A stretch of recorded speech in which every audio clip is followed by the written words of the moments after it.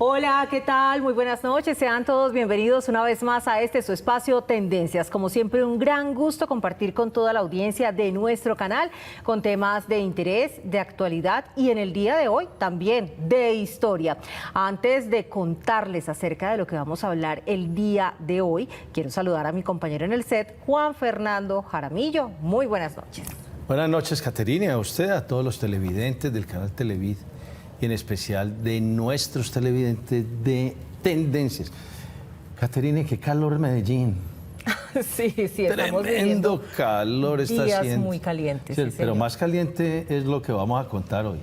Bueno, yo creo, Juan, que vamos a hablar acerca de un capítulo monumental de la historia de las guerras de la independencia hispanoamericana y además de un héroe que poco mérito también se le ha dado en el transcurrir de la historia, el almirante José Prudencio Padilla. Así que bueno, tenga usted el gusto de presentar a nuestro invitado de la noche de hoy para que entremos en materia y les contemos este fascinante episodio de nuestra historia a nuestros televidentes. Seguramente muchos lo conocen, pero hoy también vamos a entrar en otros detalles. ¿Por qué vamos a hablar de la batalla naval del lago de Maracaibo? Porque el 24 de julio cumple años esa batalla naval y hoy hemos invitado a un experto en esa batalla, que entre otras cosas él estuvo varias veces de blanco, del blanco, como se dice con... Marinero. Exacto, marín colombiano. Saludemos al rector de la Universidad Santo Tomás. El rector, bienvenido a Tendencias. Doctor Juan Fernando, Catherine, muy buenas noches, un saludo muy especial, muchísimas gracias por esta invitación y de verdad que es un orgullo muy grande estar acá, no solamente como rector de la Universidad Santo Tomás, sede de Medellín, sino también como oficial profesional de la Reserva de la Armada Nacional, en esta fecha tan especial para nosotros como Armada Nacional, pero como colombianos. ¿Usted cuánto estuvo ahí en la Armada? ¿Cuánto tiempo? No, yo todavía soy oficial, soy profesional oficial de la Reserva, en este momento tengo el grado de teniente de fragata. Teniente de fragata. Correcto. ¿Qué fragata? Bueno, las embarcaciones en la Armada se dividen en tres niveles: las corbetas, las fragatas y los navíos. Exacto. ¿Sí? Entonces la corbeta es una embarcación pequeña de guerra, la fragata es una embarcación mediana y el navío es una embarcación, para que todos nos entiendan, un portaaviones, es una embarcación muy grande. El navío. El navío, sí. Ok. Y los grados son teniente de corbeta, fragata, navío y capitán de corbeta, fragata y navío. Y ya después ahí siguen los grados de los oficiales de insignia, que son contraalmirante, vicealmirante y almirante. Bueno, la historia colombiana es sin duda una maravilla porque hemos pasado en estos 213 años por tantas cosas que no sabemos si todavía seguimos en guerra, ¿cierto?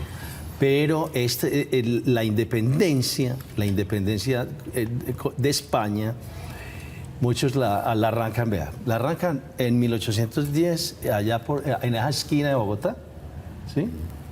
Allá el 20 de julio, ¿cierto? Con el florero de Llorente. Otros sostienen que el agosto del 2019, porque estoy en 2000, de 1819, ¿cierto? Agosto, porque esa es la batalla, digamos que el pelucito ya para retirarse los españoles, pero en 1823 aparece esta batalla, una batalla naval en pleno mar.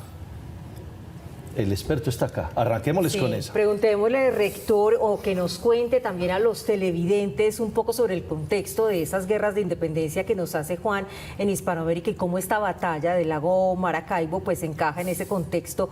¿Cuál es su significado estratégico en la historia de nuestro país? Claro, Catherine. Es muy importante hacer la claridad de lo que nos estaba diciendo aquí el doctor Juan Fernando. A mí me da un poquito de angustia ver que acabamos de pasar el 20 de julio y entonces la gente dice la fiesta de la independencia, ¿no? Sí, exacto. Es el grito de independencia. Así Lo que es. conmemoramos el 20 de julio es el grito de independencia. Realmente la independencia, digamos, de los territorios internos se dio con la batalla del puente de Boyacá, previo o posterior mejor a la batalla del Pantano de Vargas, que es una gesta Esa es bellísima. mayor gesta. Claro. Esa es claro. mayor gesta que la de Boyacá. Claro, claro, porque es que la gesta del Pantano de Vargas es bellísima, con aquella historia de los lanceros, ¿sí? El Ejército Libertador iba muy mal en esa batalla y llega un venezolano, el coronel Juan José Rondón, y entonces el general Bolívar le dice: coronel, salve usted la patria, aquella frase famosa. Sí. Y entonces él entra con sus lanceros a la batalla, que eran unos combatientes venezolanos que venían a lomo de mula, a lomo de caballo, con unas lanzas, y le dan la vuelta a la batalla del Pantano de Boyacá. Ya siguen De Vargas. De Vargas, perdón. Más adelante se encuentran ya en el puente de Boyacá nuevamente, y ya derrotan. Pero al esa era una ejército. pelusa. Sí, porque esa era simplemente, pues, digámoslo, bueno, simplemente entre comillas, sacar a los españoles de ahí, de esa región, ¿no? Sí. Pero hay que tener en cuenta que la costa seguía, o los mares seguían en manos de los españoles. No se nos puede olvidar que la armada española de la época era la armada más poderosa del mundo. Sí. De ahí la importancia de lo que vamos a contar hoy y lo que vamos a analizar hoy. Bueno, vamos a arrancarle. Listo, vale. 1823, pasado el 1819, que es la batalla de Boyacá, ¿por qué nos enfrascamos? Bueno, acaba de decirlo usted, los españoles quedan con el agua. Nosotros con la tierra y Bolívar y tal. Ajá. Y Nos los faltaba venezolanos recuperar el... Claro. nos cogen el agua. ¿Cómo se gesta esta batalla naval? Bueno, muy bien. Entonces la Marina española seguía, la Armada española seguía haciendo haciendo presencia en el mar, y no solamente sobre Colombia, sino sobre toda Sudamérica.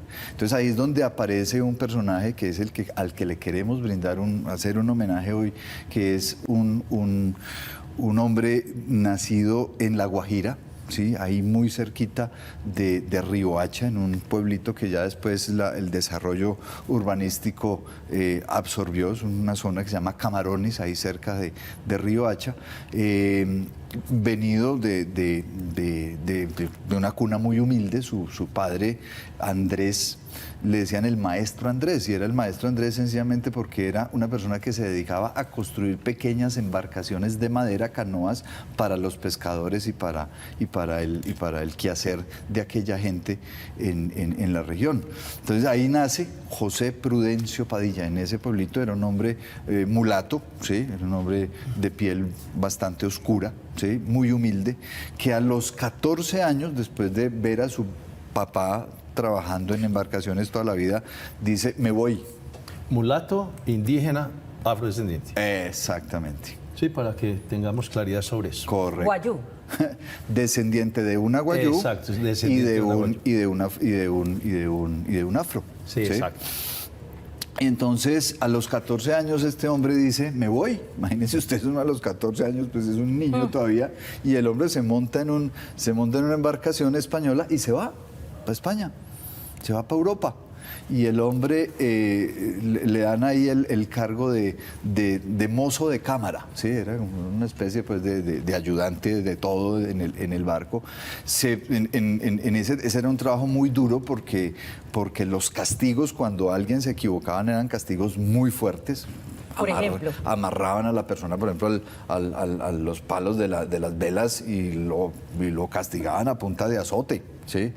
Entonces era un trabajo muy fuerte, pero el hombre es extraordinario marinero, demuestra su condición de marinero, y cuando está en España se embarca en un buque de guerra ya español, el Juan Nepomuceno, y se convierte en el primer contramaestre de América en ocupar un cargo de esos en la Armada española, que era la armada, como les digo, la más grande y la más poderosa del mundo. ¿Sí? Entonces, he ahí el primer mérito. Estando en el Juan Nepomuceno,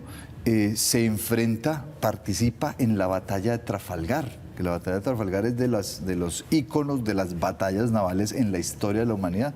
Se enfrenta la Armada española, que estaba aliada con la Armada francesa, contra los ingleses. Los ingleses, hay que recordar, son poderosos en el agua, y Sí. dan toda una cátedra Claro. en la creación de barcos y tal para eso. De hecho, digamos, uno de los máximos exponentes de la navegación militar era el almirante Nelson. ¿Sí? Y entonces se enfrenta la tripulación donde está nuestro gran patriota, nuestro gran compatriota, se enfrenta con el almirante Nelson en la batalla de Trafalgar, nada más y nada menos. El almirante Nelson vence a la Armada Española, a la Armada Francesa, y José Prudencio Padilla cae preso, se lo llevan preso, y está 3 años preso. Finalmente, pues llega, digamos, la paz entre Inglaterra, Francia y España, y Padilla regresa otra vez a Colombia, pero regresa convertido ya en un gran marino, ¿sí?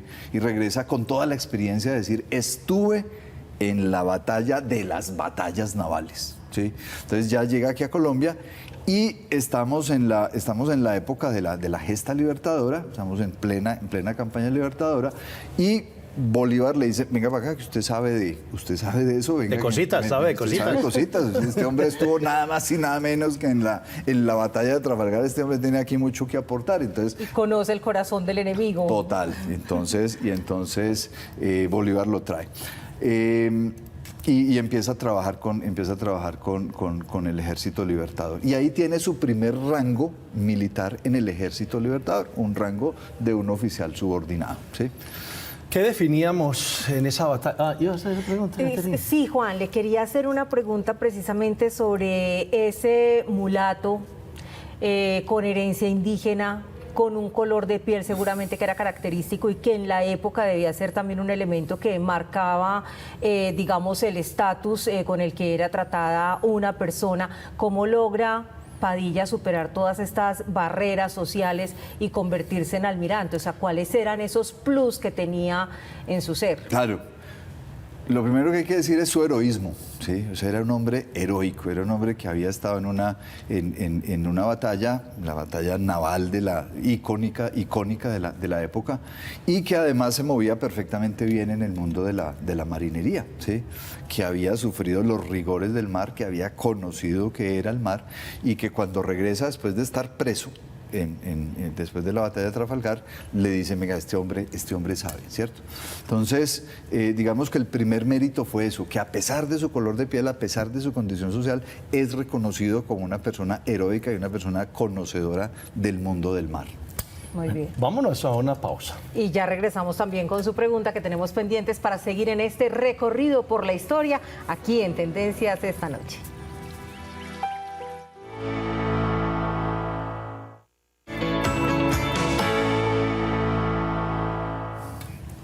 Gracias por continuar con nosotros esta noche en Tendencias de nuestro canal Televid, hoy en compañía del rector y además teniente de fragata de la Reserva Naval, quien nos acompaña hoy para hablar acerca de la batalla naval del lago de Maracaibo y por supuesto su gran héroe, el almirante Padilla. Entonces, bueno, Juan. Sí, exacto. Vámonos con la batalla ya. Bolívar lo engancha, este es el berraco, es un mulato arrojado, Nos vamos allá.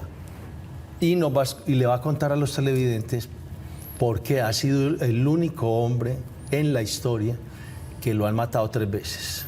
Perfecto, bueno, hay que contar brevemente, pues la historia es muy larga y es muy bonita, hay que contar brevemente, como dicen los historiadores, que el almirante y general, porque además tuvo los dos rangos, era muy buen marino y muy poco prudencio, ¿sí? Sí.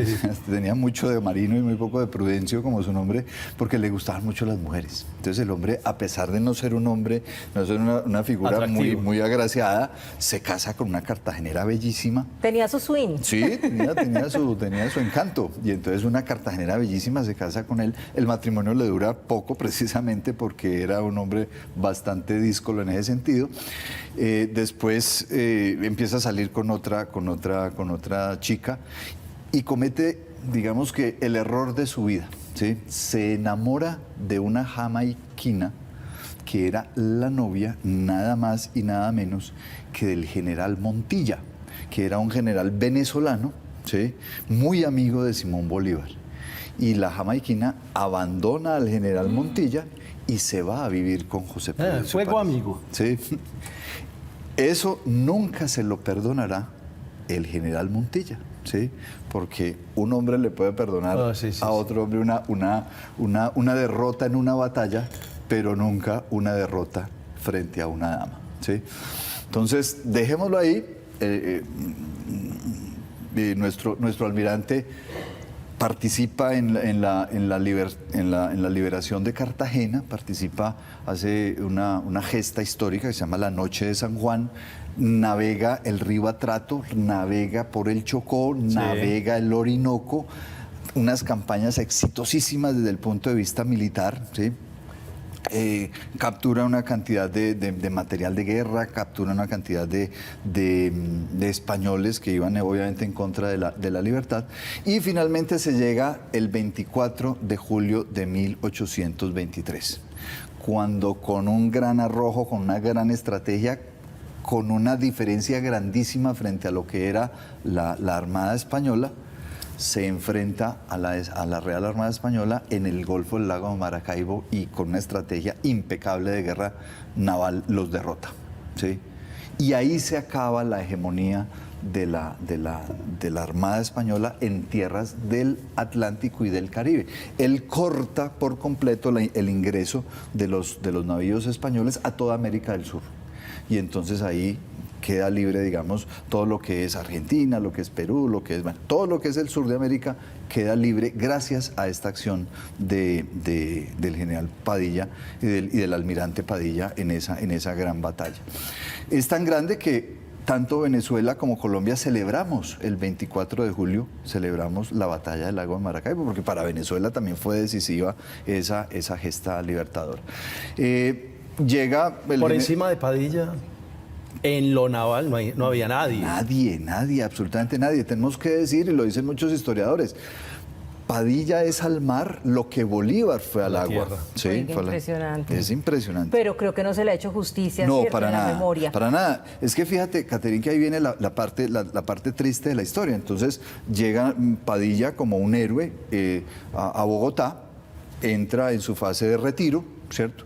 Y comete el segundo error de su vida. Se dedica a la política, ¿sí? Entonces lo eligen representante más o menos de su tierra, ¿sí? Se va al Congreso de la República y entra en una discrepancia con Bolívar. ¿Por qué? Porque le ofrecen a Padilla una pensión de, creo que eran 3.000 pesos de la época anuales, por ser el héroe de la batalla del Lago de Maracaibo, y Padilla dice, no señor, yo nunca cobraría por los servicios que le he prestado a mi patria. Nunca. Y entonces se arman dos bandos. Bolívar, que decía, sí, hay que pagarle a la gente que prestó su servicio y que hay que hacerles un reconocimiento económico. Y los que están con Padilla, que dicen, no, ¿por qué? Es que esto es algo que tenemos que hacer nosotros por amor a nuestra patria. Y entonces ahí hay una división. Y entonces aparece nuevamente el general Montilla. Claro, el amigo de Bolívar. Que además era amiguísimo de Bolívar y que tiene la espinita aquella clavada en el corazón de que le había quitado la mujer. Me quitó la mujer. Y entonces a Padilla lo meten preso. Padilla lo meten a la cárcel. Y en la noche septembrina, cuando quieren matar al Libertador, van por él. Claro, él dicen, este hombre está en contra de Bolívar, va en contra del pensamiento de Bolívar, es un gran militar, vamos por él, que nos apoya a matar a Bolívar. Y él desde adentro de la cárcel dice, yo no soy un traidor. A mí me están acusando de algo que no es cierto, pero yo no soy un traidor. Lo sacan a la fuerza de la prisión y lo enredan en todo el tema de la noche septembrina. ¿Quién lo enreda? Santander. El general Montilla. Bueno, no, pero el general Montilla sigue siendo pues su enemigo. Pero lo juntan con Santander y todo ese cuento. Entonces dice general Montilla, este tipo es un traidor, iba también a matar al Libertador presidente. Lo enredan y el general Rafael Urdaneta, que era el vicepresidente, venezolano también, coterráneo de Montilla, lo manda a fusilar. firman el decreto finalmente de fusilamiento del almirante, lo fusilan y no contento con fusilarlo, después lo ahorcan y exponen el cuerpo ahí cercano a lo que es hoy en día la Plaza de Bolívar en Bogotá. Por eso dicen que el almirante fue el único que murió 3 veces. Hasta ahí ya había muerto 2. Lo habían fusilado frente al pelotón del fusilamiento, murió la primera, lo ahorcan segunda vez, y la tercera muerte es la peor de todas, que es la muerte que causa el olvido. Y entonces sacan un decreto del gobierno diciendo, me hacen el favor y borran de todos los anales y de todas las historias y de todos los documentos que hay del Ejército Libertador, borran el nombre de este tipo. Y efectivamente eso hacen. Inclusive los restos quedan olvidados por allá en el sótano de una iglesia en Bogotá, quedan perdidos durante muchísimo tiempo, hasta que por fin los recuperan y hoy en día están depositados en la Catedral de Riohacha, su tierra natal. Condenado al olvido, un hombre que le entregó grandes glorias a Colombia, Juan. Así es. ¿Por qué tan olvidadito nuestro comandante en jefe en esa época, lo naval? Tenemos el departamento de Sucre, el departamento de Bolívar, departamento de Santander, y nos vamos yendo. Ajá. ¿Qué pasó con Prudencio Padilla? ¿Por qué no tenemos...? Sí, no, es la consecuencia de esa condena al olvido, que es tal vez la peor de todas. José Prudencio Padilla, modelo de 50 años, realmente estaba muy joven cuando lo presentan al pelotón de fusilamiento, y hizo mucho daño todo eso de olvídenlo. Tanto lo olvidamos que efectivamente tenemos 2 Santanderes, un Bolívar, un Sucre, un Córdoba, tenemos ríos, tenemos municipios con los nombres, la Plaza de Bolívar está en todos los municipios, y sin embargo no hay ni un solo municipio que se llame, por ejemplo, Padilla. Hay un municipio realmente en el Cauca que es Padilla, pero es por la familia que llegó a fundar ahí el municipio, pero no es por Prudencio Padilla. Lo único que nos queda de Padilla es un vallenato que compuso el maestro Escalona. Exacto, que sí. Por allá lo menciona, entonces la gente cree que José Prudencio Padilla es eso, ¿no? Es otro cantante. Sí, entonces el Congreso de la República hace unos años, digamos que tratando de devolver un poquito la memoria y de devolverle tanta gloria a una persona, hay un salón del Congreso de la República que lleva el nombre del almirante, y obviamente nuestra alma mater en la Armada Nacional, que es la Escuela de Cadetes Almirante Padilla, que queda en Cartagena, que es donde se forman todos los hombres de mar de este país, y donde se le rinde un homenaje grandísimo, obviamente, a nuestro querido general y almirante José Prudencio Padilla. 3 cosas que aprendimos hoy. No hay que meterse con la novia de los amigos, no hay que meterse en política, Ni novia ni esposas, y cobrar por el trabajo que se hace. Total. Muy bien, así llegamos al final de este espacio. Gracias por acompañarnos esta noche en Tendencias, y nosotros nos vemos una próxima. Muchísimas gracias, rector, por este delicioso recorrido por la historia, y continúen con la programación de nuestro canal Televid. Chao, chao.